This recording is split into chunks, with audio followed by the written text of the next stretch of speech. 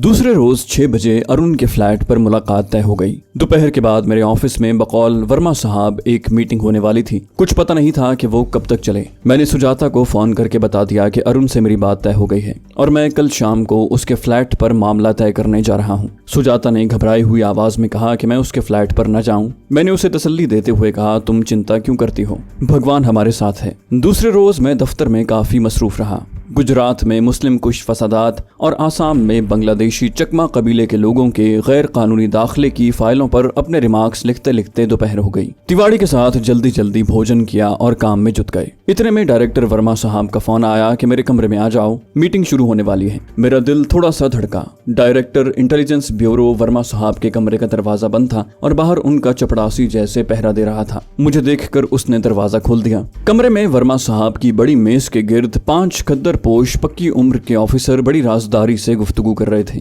सब ने मेरी तरफ देखा। मैंने हाथ जोड़कर सबको नमस्कार किया और एक खाली कुर्सी पर बैठ गया। एक ब्लैक बॉक्स वर्मा साहब की घूमने वाली कुर्सी के पास ही कालीन पर रखा था। इन ऑफिसरों में तिवाड़ी के अलावा मैं किसी की शक्ल से आशना नहीं था। शायद वो सेक्रेटेरिएट के खुफिया सेल से आए थे। वर्मा साहब ने ब्लैक बॉक्स में से एक फाइल निकाल कर खोली, उसकी वर्क गर्दानी की और अपनी ऐनक को नाक पर उंगली से जमाते हुए बोले, ये वही सीक्रेट फाइल है जिस पर हमारी प्रधानमंत्री श्री इंदिरा गांधी ने विशेष नोट लिखा है और ये आज ही प्रधानमंत्री के सेक्रेटेरिएट से मुझे मिली है। हमने प्रधानमंत्री को इतला दी थी कि रूस की जो परमाणु आबदोज हमारे भाभा न्यूक्लियर रिएक्टर के लिए यूरेनियम लेकर कन्याकुमारी की बंदरगाह पर पहुंच चुकी है। उसको सबोताज करने के लिए अमेरिकी एजेंट और विशेष तौर पर पाकिस्तान के एजेंट हरकत में आ गए हैं। प्रधानमंत्री ने आदेश जारी किया है कि हम में से कोई सीनियर ऑफिसर कन्याकुमारी जाकर हमारी परमाणु आबदोज की निगरानी करें और दुश्मन के एजेंटों का सुराग लगाए ताकि इस भारत दुश्मन ग्रोह को गिरफ्तार किया जा सके। आबदोज से यूरेनियम निकाल कर भाभा एटमी रिएक्टर ले जाने का काम इसलिए शुरू नहीं हो सका कि हमारे आदमियों की मुखबरी के मुताबिक दुश्मन के एजेंट उसकी ताक में हैं कि यूरेनियम ले जाने वाले जहाज को रास्ते में ही तबाह कर दिया जाए। वर्मा साहब खामोश हो गए। कमरे में गहरी खामोशी छा गई।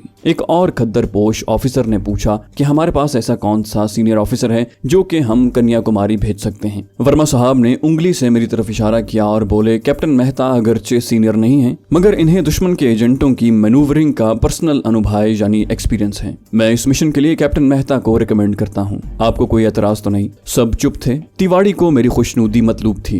कहने लगा, मेरे विचार में कैप्टन की सिलेक्शन हमारे लिए बहुत बेहतर साबित होगी। तोते जैसी नाक, सुनहरी ऐनक और गंजे सर वाले खद्दर पोश ऑफिसर ने मेरी तरफ गौर से देखते हुए कहा, कैप्टन मेहता पाकिस्तान की कैद में रहकर अपनी हिंदी जबान में फारसी के अल्फाज का प्रयास कुछ ज्यादा ही करने लगे हैं। उस ऑफिसर ने खुदा जाने मुझे कहाँ बोलते सुना था। हालांकि मैंने भारत का बॉर्डर क्रॉस करते हुए अपनी बोलचाल में हिंदी के शब्दों का इस्तेमाल शुरू कर दिया था। मैंने मुस्कुराकर कहा, सर ऐसी कोई बात नहीं है। वैसे पाकिस्तानी कैद में रहते हुए मैंने ये प्रयास जरूर किया था कि उनके फारसी और अरबी के शब्द सीख लूं, ये मेरे काम आएंगे। वर्मा साहब ने इस एतराज का कोई नोटिस न लिया जो उनकी गफलत थी, जो मेरे हक में मुफीद साबित हुई। लेकिन मैं इस तोते जैसी नाक वाले खद्दर पोश इंटेलिजेंस ऑफिसर से मोहतात हो गया। मेरी ड्यूटी रूसी परमाणु आबदोज की निगहदाश्त और अपनी निगरानी में यूरेनियम की भाभा एटमी रिएक्टर तक तरसील के लिए लगा दी गई। मीटिंग खत्म हुई तो मैंने अपने कमरे में जाकर बड़े तरीके से इस तोते जैसी नाक वाले खद्दर पोश हिंदू ऑफिसर का नाम मालूम किया। वो प्रधानमंत्री के सेक्रेटेरिएट का चीफ इंटेलिजेंस परशुत्तम टंडन था। मैंने इस हिंदू इंटेलिजेंस ऑफिसर को अपने जहन में नोट कर लिया। शाम को मैं दफ्तर से निकलकर अपनी गाड़ी में सीधा सुजाता के ब्लैकमेलर आशिक अरुण कुमार के फ्लैट पर जा पहुंचा। उसने मेरा स्वागत किया और मुझे विस्की पेश की जिसे मैंने कबूल न किया।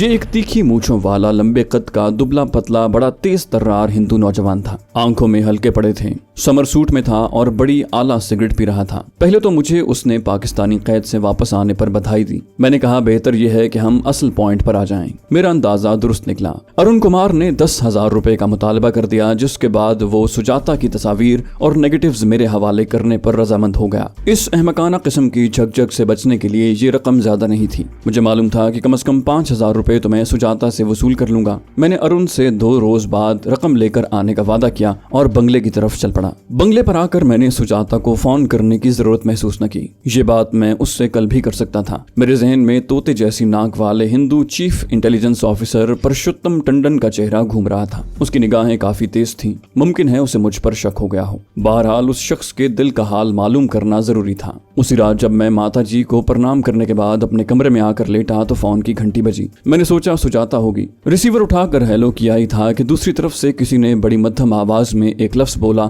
जो हमारा खुफिया कोड वर्ड था। मैं चौकस हो गया और अपना कोड नंबर बताया। ये हमारा दिल्ली में मुकीम एजेंट बोल रहा था। उसने मरमूज अल्फाज में मुझे सुबह सुबह अजान के वक्त जामे मस्जिद के पीछे आने की हिदायत की और फोन बंद कर दिया। मैंने सुबह 4 बजे का अलार्म लगा दिया और बत्ती बुझाकर कंबल ऊपर कर लिया। टाइम पीस मैंने कंबल के अंदर अपने सरहाने के पास ही छुपा लिया था। एक खदशा मेरे दिल में जरूर सर उठा रहा था और वो ये कि हो सकता है कि मेरी निगरानी हो रही हो। 4 बजे अलार्म बज उठा। मैंने जागते ही उसे बंद किया। माताजी स्नान के बाद दुर्गा मूर्ति के आगे पूजा पाठ की तैयारी कर रही थी। मैंने सैर का बहाना बनाया और जॉगिंग बूट, लंबा रेन कोट पहनकर पैदल ही सड़क पर निकल आया। अक्टूबर की रात ढल चुकी थी और मशरिक के आसमान पर नीली नीली रोशनी का गुबार उभरता फैलता चला रहा था। सड़कें वीरान थीं। किसी वक्त कोई ट्रक या वैगन गुजर जाती। बंगले से काफी फासले पर आया तो एक पार्क में खड़े होकर मैंने कोट उतार कर रख दिया और हल्की हल्की वर्जिश शुरू कर दी। हकीकत में मैं ये देखना चाहता था कि कोई मेरा ताक़ुब तो नहीं कर रहा। सड़कों पर ट्यूब लाइट्स अभी तक जल रही थी। आसपास दूर दूर तक मुझे कोई ऐसा आदमी दिखाई न दिया जो मेरा पीछा कर रहा हो। जब मुझे इत्मीनान हो गया कि मेरा ताक़ुब नहीं किया जा रहा तो मैंने रेन कोट पहना और पार्क से निकलकर तेज तेज कदमों से चलता दूसरी फुटपाथ पर आ गया।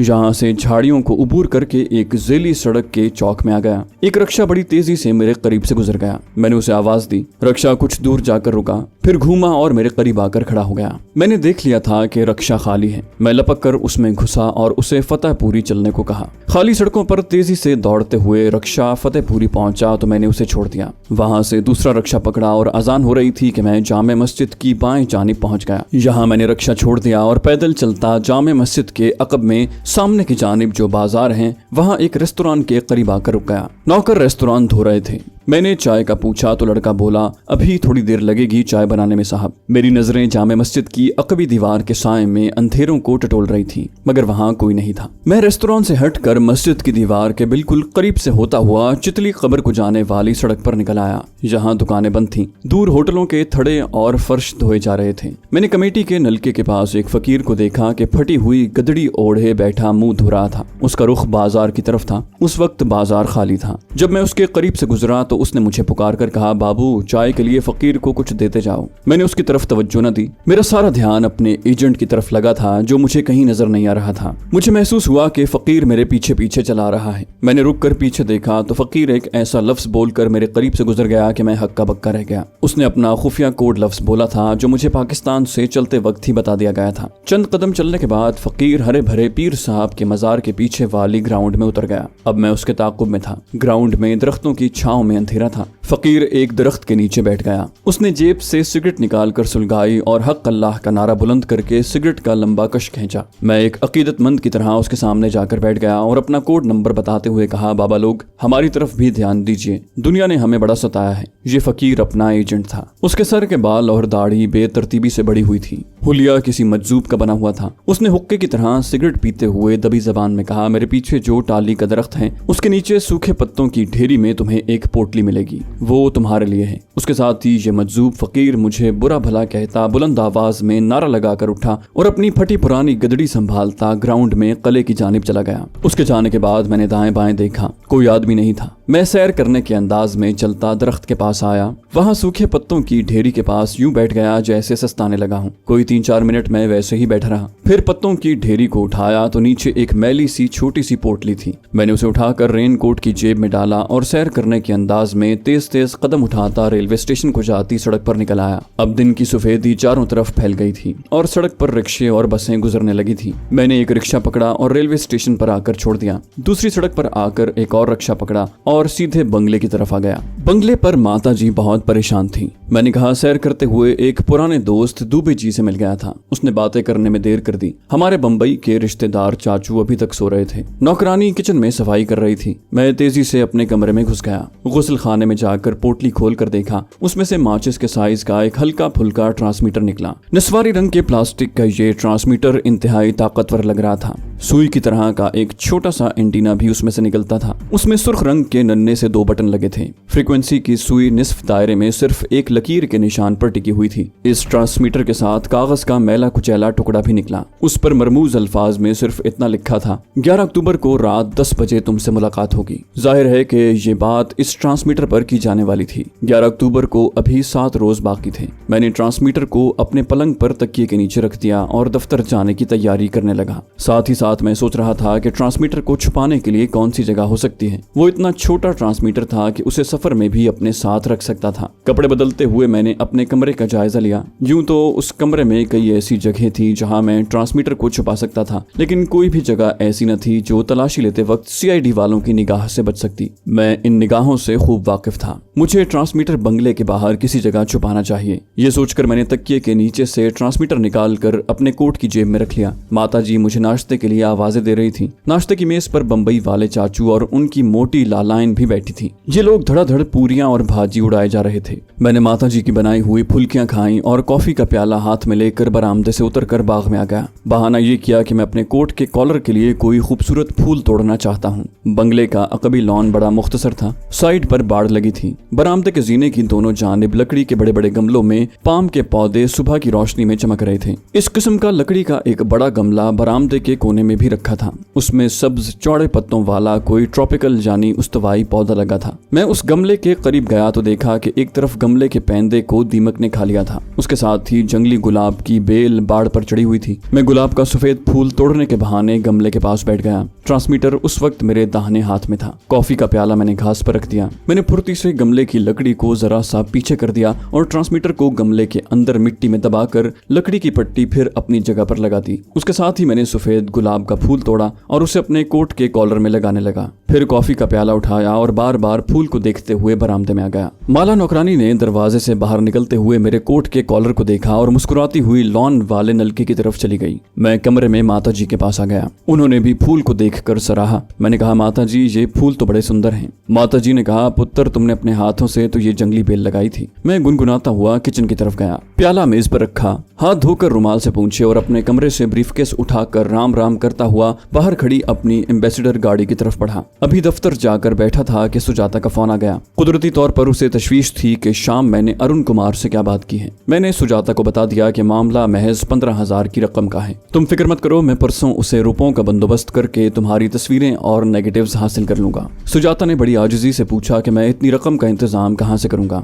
मैंने कहा, मेरे पास बैंक में इस वक्त 7,000 रुपए जमा हैं, बाकी कहीं से उधार ले लूंगा। मतलब ये था कि कुछ पेशरफ्त सुजाता करे और उसने वैसा ही किया। उसे करना भी चाहिए था। कहने लगी, मेरा एक सोने का लॉकेट है, 2 सोने की अंगूठियां भी हैं, मैं तुम्हें ये दे दूंगी। तुम मेरे लिए इतना कष्ट मत उठाओ किशन। मैंने बड़ी लगावट के साथ कहा, सुजाता कैसी बातें करती हो, तुम्हारी लाज मर्यादा मेरी लाज है, इसके लिए मैं अपना जीवन भी बलिदान कर सकता हूँ। सुजाता के सिसकी भरने की आवाज आई और उसने फोन बंद कर दिया। वो यकीनन जज्बाती हो गई थी। उसे शिद्दत से इस बात का एहसास हो रहा था कि मैं उसकी खातिर बड़ी से बड़ी कुर्बानी देने को तैयार था। सुजाता का मसला मैंने 2 रोज के बाद हल कर दिया। अरुण को उसकी मतलूबा रकम अदा करके मैंने उससे सुजाता की तस्वीरें और नेगेटिव्स हासिल करके सुजाता को पहुंचा दिए। अरुण कुमार अगरचे बदमाश और बदकिरदार किस्म का आदमी था, लेकिन उसने कुछ ऐसे अल्फाज में कहा कि उसने सुजाता के तमाम नेगेटिव्स और तस्वीरें मेरे हवाले कर दी कि मुझे उस पर यकीन करना पड़ा। सुजाता को मैंने यही बयान दिया कि मैंने उसकी तस्वीरें नहीं देखी हैं, लेकिन मैं एक एक तस्वीर का मुशाहिदा कर चुका था। वाकई इंतहाई अखलाक सोज और काबिल एतराज तस्वीरें थीं। ये तस्वीरें अगर सुजाता के माता पिता के पास पहुंच जाती तो वो जरूर जमुना में कूद कर मर जाते। अब सुजाता ने मेरे साथ शादी पर जोर देना शुरू कर दिया। एक रोज उसके माता पिता भी शादी की बात करने हमारे घर आ गए। माता जी तो पहले से तैयार बैठी थी। मुझसे पूछा गया तो मैंने कहा कि मेरे लिए इससे बढ़कर और क्या बात हो सकती है, लेकिन माता जी कुछ ही दिनों में मुझे दौरे पर जाना पड़ रहा है। इस दौरे पर मेरी तरक्की निर्भर है। वापस आकर सुजाता से ब्याह कर लूंगा। माता जी इस अमर पर मुसिर थी कि तरक्की तो होती रहेगी और मैं ब्याह रचाने के बाद दौरे पर चला जाऊं, लेकिन मैंने बाज फर्जी मजबूरी का हवाला देकर उन्हें मना लिया। लेकिन उन्होंने साफ साफ कह दिया कि दौरे से वापस आने के बाद वो मेरी बात नहीं सुनेगी। मंगनी के बारे में भी उन्होंने इसरार किया, मगर मैंने कहा, माता जी मंगनी पर फजूल खर्ची करने की क्या जरूरत है, जबकि वापस आते ही मैं ब्याह कर लूंगा। बात टल गई, मगर इस किस्म की बातों से ये मुसीबत नहीं टल सकती थी। इसके लिए मुझे कुछ सोच समझकर इनकलाबी कदम उठाना था, क्योंकि सुजाता से शादी का मतलब ये था कि मैं यहाँ फंस जाऊंगा और जो मेरे मिशन की मौत थी। और ये मैं कभी गवारा नहीं कर सकता था। माताजी ने मुझसे बिल्कुल न पूछा कि मैं किस शहर में दौरे पर जा रहा हूँ, सिर्फ इतना ही दरियाफ्त किया कि मैं कब और कितने दिनों के लिए जा रहा हूँ। मालूम हुआ कि इससे पहले जब कभी असली कैप्टन मेहता दौरे पर जाता था तो उसे किसी को ये बताने की इजाजत नहीं होती थी कि वो कहाँ जा रहा है। मैंने माताजी के सवाल के जवाब में कहा कि कुछ कह नहीं सकता, हो सकता है कि 2-3 हफ्ते लग जाएं। मेरे कन्याकुमारी जाने की सारी दफ्तरी कार्रवाई मुकम्मल हो गई थी। सुजाता ने ये दरियाफ्त करने की कोशिश न की कि मैं किस शहर में और कब जा रहा हूँ। वो बार बार यही कह रही थी कि मैं तुम्हारी राह देखूंगी, संसार में अब तुम्हारे सिवा मेरा कोई नहीं, अब मेरी लाज तुम्हारे हाथ में है। मैं उसे तसल्ली भी दे रहा था और सोच रहा था कि इस मुसीबत से कैसे छुटकारा हासिल किया जाए। मैं उसे मौत के घाट उतारना नहीं चाहता था। ये काम मेरे लिए इतना ही आसान था जैसे मैं किसी मच्छर को मसल दूं। ये आखिरी कदम था जो मैं अभी नहीं उठाना चाहता था। मैं किसी ऐसे मौजू हालात की तलाश में था कि जिससे सांप भी मर जाए और लाठी भी न टूटे। अगले रोज मैं दफ्तर गया तो वर्मा साहब ने मुझे अपने ऑफिस में बुलाकर मोस्ट कॉन्फिडेंशियल कागजात की एक फाइल, दिल्ली से नागपुर तक फर्स्ट क्लास का एक रेलवे टिकट और 5000 की इंडियन करेंसी देकर कहा, नागपुर तक तुम ट्रेन में सफर करोगे। नागपुर रेलवे स्टेशन पर तुम्हें हमारा एक आदमी मिलेगा। वहां से तुम एक इंडियन एयरफोर्स के एक छोटे तैयारे में कन्याकुमारी तक सफर करोगे। कुछ रकम तुम्हें दी जा रही है, बाकी जरूरत पड़ी तो तुम कन्याकुमारी में नेवल ऑफिस में कस्टम इंस्पेक्टर नाथन से ले सकते हो। इंस्पेक्टर नाथन इंटेलिजेंस का आदमी है जो कस्टम में पोस्ट किया गया है। वही तुम्हारे खान पान और रहने का बंदोबस्त करेगा, उससे तुम्हारा संपर्क रहेगा। वो तुम्हें हर तरह की मदद पहुंचाएगा। वहां तुम जिस भेस में चाहे रह सकते हो। अपना आईडी कार्ड हर वक्त अपने पास रखना और हमारा कोड वर्ड अशोक याद रखना। मैंने वर्मा साहब की सारी बातें ज़हन नशीन कर ली और पूछा कि मुझे कब रवाना होना होगा। उन्होंने मुझे टिकट की तरफ इशारा करते हुए कहा, तुम्हें यहीं ऑफिस ही से शाम 7 बजे वाली नागपुर एक्सप्रेस पकड़नी होगी। मैं यस सर कहता हुआ चला जा रहा था। मुझे बखूबी अंदाजा था कि इससे पहले भी असली कैप्टन मेहता को इसी तरह दफ्तर ही से किसी खुफिया और अहम दौरे पर रवाना किया जाता होगा, लेकिन मेरा सीक्रेट ट्रांसमीटर बंगले पर ही था। मुझे उसे हर हालत में अपने साथ ले जाना था। मैंने कुछ सोचने के बाद ऐसी अदाकारी की कि जैसे मैं कुछ घर भूल आया हूँ और अपनी जेबें टटोलने लगा। मैंने इंतहाई माजरत पेश करते हुए कहा कि बदकिस्मती से मैं अपना आईडी कार्ड बंगले पर ही भूल आया हूँ। वर्मा साहब ने ऐनक के शीशों के पीछे से मुझे हैरत और नापसंदीदगी की निगाहों से देखा और बोले, कैप्टन मेहता, तुम जैसे जिम्मेदार ऑफिसर से मुझे ये उम्मीद नहीं थी। मैंने चेहरे पर खिफ़त और शर्मसारी के तासुरात पैदा करते हुए कहा, क्षमा कीजिए वर्मा साहब, मुझसे भूल हो गई। नाश्ता करने के बाद सरहाने के नीचे से आईडी कार्ड उठाना भूल गया। मैं अभी 1 मिनट में जाकर ले आता हूँ। वर्मा साहब ने उंगली से मेरी तरफ इशारा करते हुए कहा, तुम अच्छी तरह जानते हो कि तुम्हें घर में किसी को नहीं बताना कि तुम कहाँ जा रहे हो और कब जा रहे हो। हम खुद रात को तुम्हारे घर इत्तला कर देंगे। मैंने कहा, yes sir, I know sir. और ये कहकर मैंने सीक्रेट फाइल लिफाफे में डालकर बगल में दबाई और नमस्कार करता हुआ वर्मा साहब के ऑफिस से बाहर आ गया। रेल का टिकट और करेंसी नोट मैंने पहले ही संभाल कर अपनी जेब में रख लिए थे। फाइल मैंने अपनी दराज में ताला लगाकर बंद कर दी और खुद गाड़ी पकड़कर सीधा अपने बंगले की तरफ रवाना हो गया। मैं सारा रास्ता यही सोचता रहा कि नागपुर से एयरफोर्स के तैयारे पर सवार होते हुए अगर मेरी स्क्रीनिंग की गई तो मेरी जेब में पड़ा या ब्रीफकेस में छुपा कर रखा हुआ ट्रांसमीटर जाहिर होकर सारा खेल चौपट कर देगा। कभी ख्याल आता कि एयरफोर्स के तैयारे में सवार होते वक्त शायद मेरी तलाशी नहीं ली जाएगी, मगर मुमकिन है कि ज़ाब्ते की कार्रवाई के तौर पर मेरी स्क्रीनिंग की जाए तो फिर बड़ी मुश्किल होगी। ट्रांसमीटर को साथ ले जाने की कोई दूसरी तरकीब सुझाई नहीं दे रही थी और उसे साथ ले जाना भी जरूरी था। यही सोचते सोचते मेरा बंगला आ गया। माताजी और माला किचन में थीं। मैंने जैसे परेशानी के साथ माताजी से कहा कि मैं अपना आईडी कार्ड भूल आया था और तेजी से कमरे में दाखिल हो गया। चीजों को यूं ही इधर उधर पलटने लगा। माताजी भी अंदर आ गईं। कहाँ रखा था पुत्र तुमने कार्ड? मैंने कहा, यहीं सरहाने के नीचे रखा था। आप उस अलमारी में तलाश करें, मैं ड्राइंग रूम में देखता हूँ। माताजी को अपने कमरे की तलाशी के काम पर मामूर करके मैं ड्राइंग रूम में आ गया। यूं ही कार्नस पर रखी किताबों को उठाकर देखा। माला किचन में बर्तन साफ कर रही थी। मौका अच्छा था, मैं लपक कर बंगले के अकबी लॉन में आ गया। लंबे लंबे डग भरता बरामदे के कोने पर रखे लकड़ी के गमले के पास जाकर बैठ गया। दीमक खुर्दा लकड़ी को एक तरफ हटाया और मिट्टी में से छोटे से ट्रांसमीटर को निकाल कर जेब में रखा। लकड़ी को फिर से गमले के साथ चिपकाया और उसी तरह लंबे लंबे डग भरता हुआ अपने कमरे में दाखिल हुआ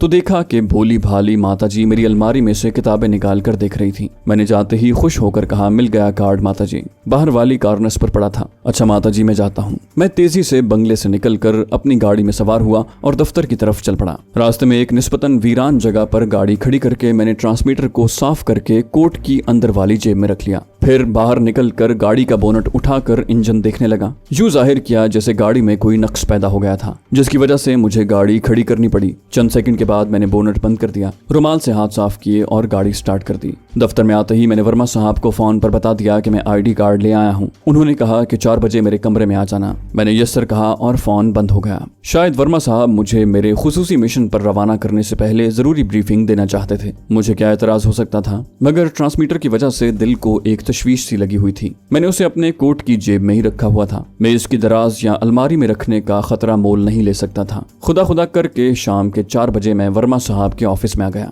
उस वक्त भी खुफिया ट्रांसमीटर मेरी जेब में था। एक धड़का सा लगा था, अगर वर्मा साहब को किसी तरह पता चल गया कि मेरी जेब में एक खुफिया ट्रांसमीटर है तो जाहिर है मेरी मौत, अजियतनाक मौत यकीनी थी। मुझे खतरा भी था कि कहीं वर्मा साहब के कमरे में खुफिया इलेक्ट्रॉनिक आलात न लगे हों जिसकी लहरें मेरी जेब में छुपे हुए ट्रांसमीटर का राज फाश कर दें, मगर ऐसी कोई बात नहीं थी। वर्मा साहब ने मुझे बाज दफ्तरी उमूर के बारे में कुछ जरूरी बातें बताई और कहा, कैप्टन, चूंकि तुम इससे पहले भी एक बार कन्याकुमारी जा चुके हो, इसलिए तुम्हें नेवल डाकिया की तस्वीरें दिखाने की जरूरत नहीं है। हाँ, हमारा CID officer Nathan custom inspector के रूप में वहाँ नया गया है। उसकी और जो आदमी तुम्हें नागपुर रेलवे स्टेशन पर मिलेगा उसकी तस्वीर दिखाई देता हूँ। फिर वर्मा साहब ने मेज की दराज से एक फाइल निकाल कर मुझे नागपुर पर मिलने वाले आदमी और कन्याकुमारी के कस्टम इंस्पेक्टर नाथन की तस्वीर दिखाई। बोले, तुम्हारे घर रात को इत्तला कर दी जाएगी। उस वक्त तुम्हारी गाड़ी दिल्ली से बहुत दूर निकल चुकी होगी। वर्मा साहब ने चाय मंगवाई और आधे घंटे तक मुझसे रूसी एटमी आबदोज और उस पर लादे जाने वाले यूरेनियम की खेप के बारे में बातें करते रहे।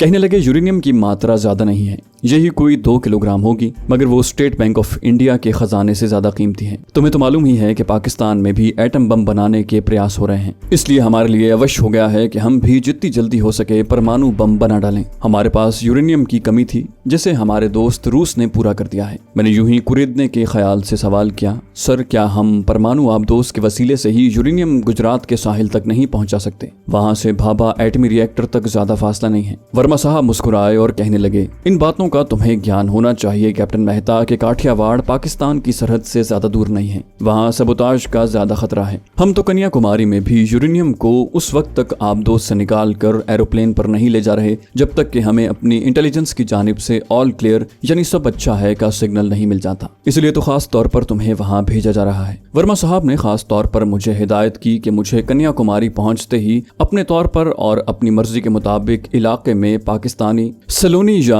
अमरीकी जासूसों का खोज शुरू कर देना होगा। हम जल्दी से जल्दी यूरेनियम भाभा एटमी रिएक्टर तक पहुंचाना चाहते हैं। मैंने उन्हें यकीन दिलाया कि मैं इस फर्ज को पूरी जिम्मेदारी से निभाऊंगा। वर्मा साहब ने कहा, तुम्हारा चुनाव इसलिए किया गया है कि तुम हिंदी संस्कृत के अलावा केरल की मलयालम और तमिल जबानें भी जानते हो। अचानक मुझे ख्याल आया कि अगर पाकिस्तान से मुझे अचानक मेरे ट्रांसमीटर पर कोई सिग्नल मिलना शुरू हो जाए और ट्रांसमीटर से टोन की आवाज आने लगे तो मेरा क्या हशर हो। मुझे इस ख्याल से ही झुरझुरी सी आ गई। मैंने सिगरेट सुलगाते हुए अपने बाजू को कोट की जेब से लगा लिया। पाकिस्तान से सिग्नल आने का वक्त मुकर्रर था, यानी 11 अक्टूबर की रात 10 बजे। उससे पहले मेरा बॉस ये गलती हरगिज नहीं कर सकता था। 5 बजे के करीब उठकर अपने कमरे में आया। मैंने जरूरी कागजात और शेफ का सामान जो मेरे ऑफिस के बाथरूम में रखा था ब्रीफकेस में संभाल कर रख लिया। कपड़े वही थे जो मैंने पहन रखे थे। इनका बंदोबस्त भी कन्याकुमारी में ही जाकर किया जाने वाला था। जाहिर है ये बंदोबस्त हमारे अपने आदमी कस्टम इंस्पेक्टर नाथ ने करना था। 6:30 बजे सुजाता का फोन आ गया।